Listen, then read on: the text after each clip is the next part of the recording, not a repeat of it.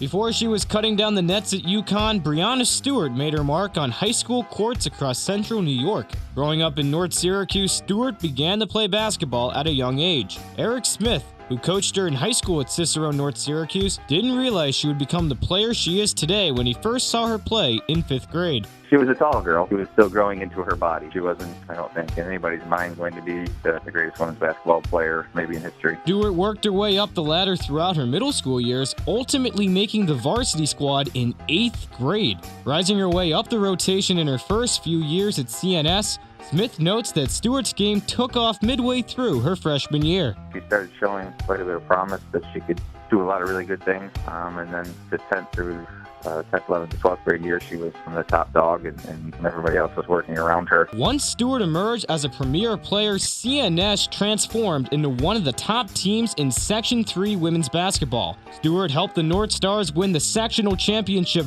4 times during her high school career.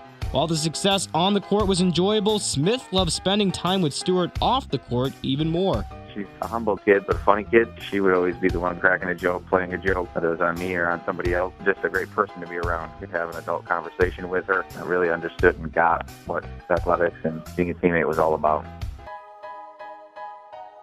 After Stewart dominated on the hardwood with CNS, the time came for her to pick a college.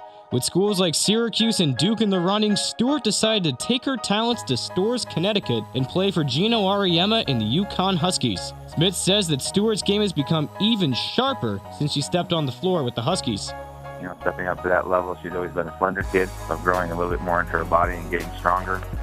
But I think she's made those adjustments and mentally fought through it, and now it's obviously turned out all right. Now with 3 national championships and 3 National Player of the Year honors under her belt, Stewart is set to close out her college career with a battle against her hometown team, the Syracuse Orange. Smith thinks that Stewart will rise to the occasion just fine against the Orange. They agree. I think as a team, they need to not let Syracuse pressure bother them, whether it's Bree or the rest of the team.